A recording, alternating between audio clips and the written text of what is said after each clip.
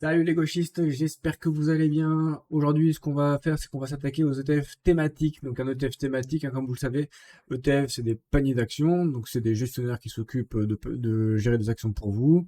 Et par contre, thématique, ça veut dire qu'on va pas prendre un marché, on va pas suivre un indice, mais on va suivre une thématique comme l'eau, les énergies renouvelables, ce genre de choses, le Bitcoin très récemment.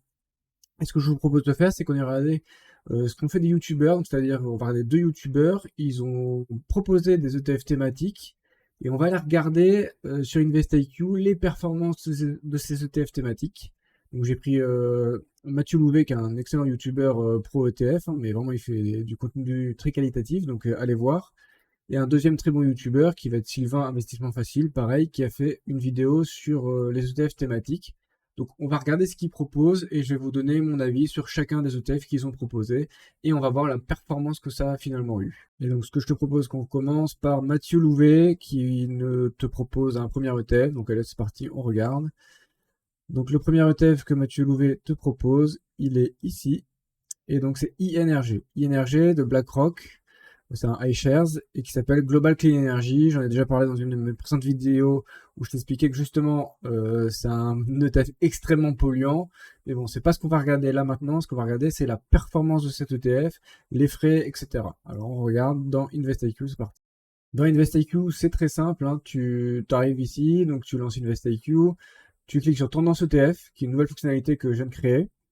Et ici, tu rentres donc le ticker dans ton ETF. Ici, nous, INRG, c'est celui-ci. Donc, alors, toujours aller chercher le ticker sur Yahoo Finance. Donc, vous regardez le ticker que vous recherchez et vous trouvez donc INRG. Ici, c'était INRG.L. C'est ça qu'on vient rentrer ici. Vous cliquez sur charger. Et là, on retrouve donc iShares Global Clean Energy UCITS ETF. Et on va retrouver donc l'évolution de prix de cet ETF, donc depuis son initiation jusqu'à aujourd'hui, et avec la courbe de régression linéaire, hein, comme pour le prix de l'action, tu sais que j'aime bien, moi, la régression linéaire, parce que juste le prix de l'action, finalement, ça n'a pas grande valeur. Par contre, avec la régression linéaire, on peut voir si tu es en surévaluation ou sous-évaluation par rapport aux données historiques. Ce qui est intéressant ici, c'est de regarder, ici, on a le retour annualisé brut et net. Donc, brut, c'est-à-dire que c'est sans compter les frais de l'ETF, et net, c'est soustrait des frais d'ETF. Donc ici, en faisant la différence entre le brut et le net, tu peux déduire les frais. Donc là, on a à peu près à 0,6% de frais sur cet ETF. Et ce qu'on voit, c'est que la performance est finalement plate. Là, ce qu'on voit, c'est qu'on a quasiment une ligne droite, hein, sur notre régression linéaire. C'est-à-dire que voilà, l'ETF ne performe pas excellemment bien. Après, ce qu'il faut voir, c'est que c'est une tendance qui est récente. Et là, Mathieu Louvet l'a conseillé il y a 2 ans. Donc si on regarde il y a 2 ans, bon, on va se mettre en 2022. Ici, on peut zoomer. Voilà, donc globalement, tu aurais eu, si tu avais acheté ça en début 2022, tu aurais eu une performance négative. Donc voilà, ça aurait diminué pour toi sur cet ETF. Ce qui est vraiment hyper important de voir et ce qu'on voit pas souvent, hein, c'est cette différence entre le brut et le net. Parce que là, ce qu'on voit, c'est que, bon, là, une performance négative comme ça, il n'y a même pas de sujet. Mais de temps en temps, on va avoir des ETF qui ont des performances supérieures au S&P 500. On se dit, ah cool, ou au moins qui suivent le S&P 500. Mais en fait, quand on regarde la performance nette, finalement, non, parce qu'on s'est pris les frais.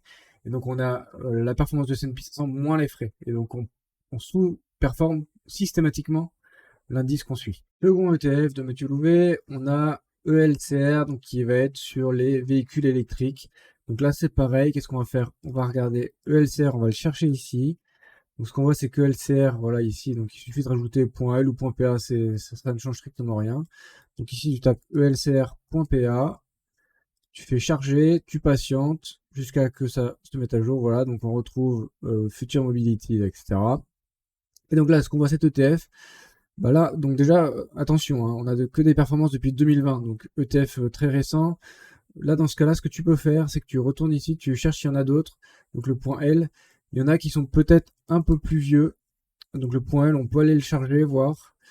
Et donc le point L, dans toujours 2020, donc c'est la même chose. Quoi que soit tu mettes, ça ne change rien. Ouais, point PA, point L, on est sur 2020. Bon. Et ce qu'on voit, c'est que donc on a là par contre, on a un très très très très bon retour annualisé, que ce soit brut ou net. Donc là, on a pareil, on a 0,6% de frais, ce qui est, je trouve personnellement assez élevé. Et ce qu'on voit, mais bon, là c'est une régression linéaire sur 4 ans, donc pourquoi pas. Et donc ce qu'on voit, c'est que par rapport à la régression linéaire, on est dans la plage de sous-évaluation en ce moment.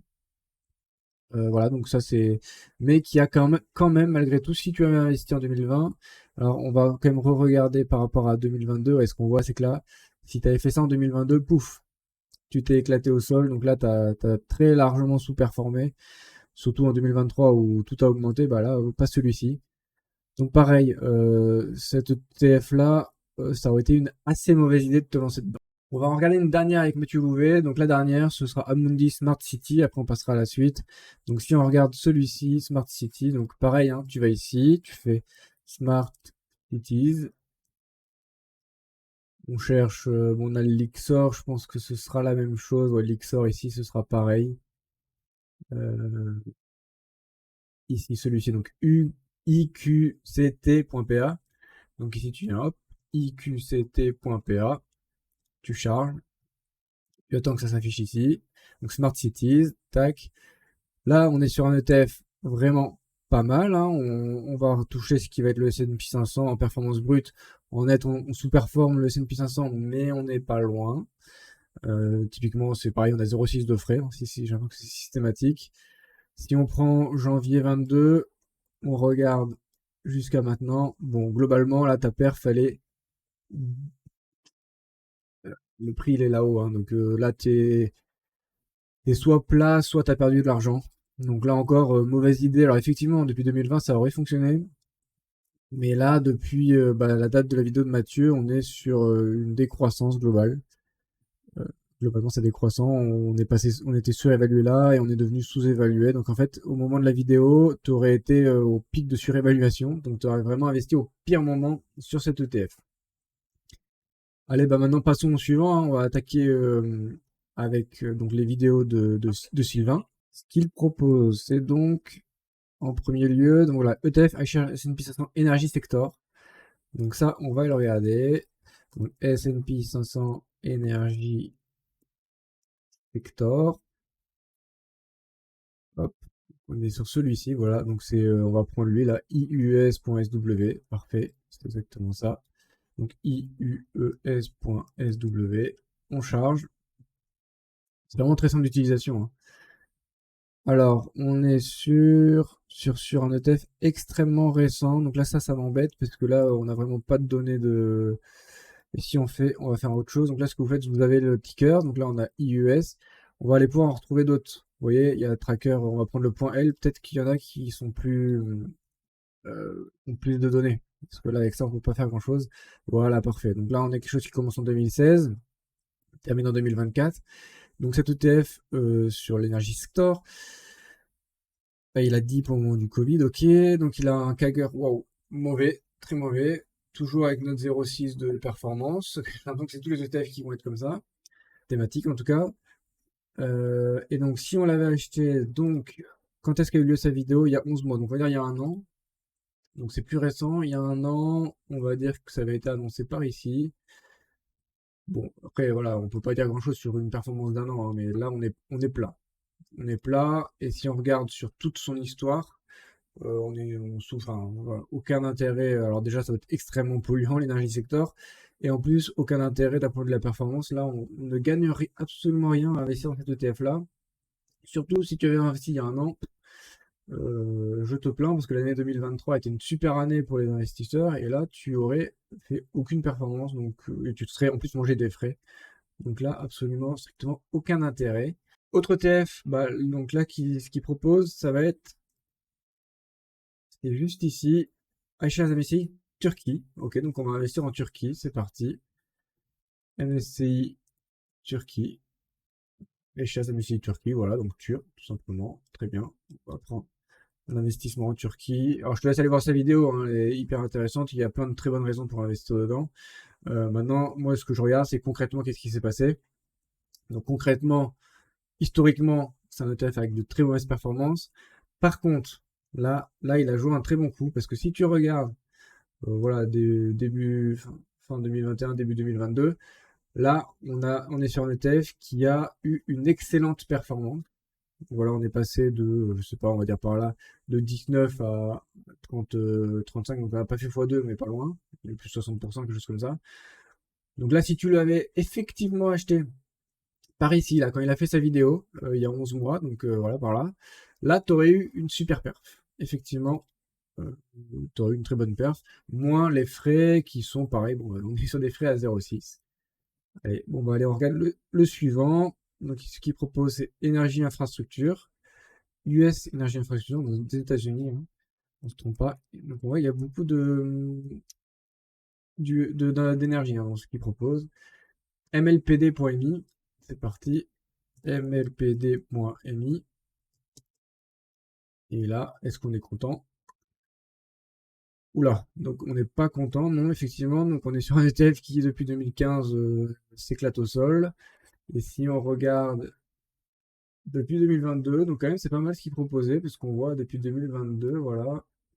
Bon, c'est plat, c'est légèrement remonté. Voilà, t'aurais pas fait un excellent coup. Bon, ça aurait franchement dépendu de là où tu l'aurais acheté. Mais bon, bon, personnellement, je vois pas pourquoi on recommanderait cet ETF là. Moi, je te le recommanderais pas. Voilà. Et donc avec cette vidéo, bien sûr, hein, moi ce que je veux, c'est je veux pas aller critiquer, je suis pas venu critiquer les deux youtubeurs que je t'ai présentés là. Ils font un très bon boulot, ils font de l'excellent contenu, hein, comparé au mien, voilà, y a pas photo, ils ont bien plus d'abonnés, bien plus de vues, etc. Ce que je veux simplement te dire, c'est que attention, on te recommande des ETF thématiques, ça peut être très tentant parce que t'aimes l'intelligence artificielle, t'aimes les ETF sur l'eau, t'as envie d'investir en Turquie parce qu'on t'a vendu du rêve sur la Turquie. Attention, il y a des gros frais déjà qui vont venir éclater ta performance. Et souvent, quand on te dit d'investir dans un ETF tendance, c'est que cet ETF est souvent à son pic. C'est quand même quelque chose qu'on retrouve pas mal sur Internet. C'est que quand les gens en parlent, c'est que la tendance est au maximum. Et donc, quand tu investis au maximum de la tendance, bah, globalement, ça peut que descendre. Donc, fais très attention à ce qu'on te recommande sur Internet, à ces tendances, à ne pas être un mouton, à venir suivre ces tendances.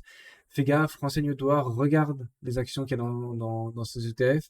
Ce sera une fonction qui sera très bientôt disponible dans InvestIQ, de venir décortiquer les différentes actions de l'ETF, on verra le gauchomètre des ETF, tout ça, ça va être implémenté dans InvestIQ très bientôt. Je suis en train d'y travailler dessus et je te rappelle que pour accéder à InvestIQ, tu t'abonnes à mon Patreon, c'est très simple, 5 euros par mois, tu as accès à InvestIQ. Il y a plein d'autres fonctionnalités que l'analyse des ETF, hein, tu auras mes vidéos précédentes, tu auras tout ça. Et c'est vraiment pas cher, seulement 5 euros par mois et tu as 7 jours d'essai gratuit. Donc franchement, il n'y a pas d'hésitation, tu peux aller tester ça. Sur ce, je te dis à la prochaine, salut!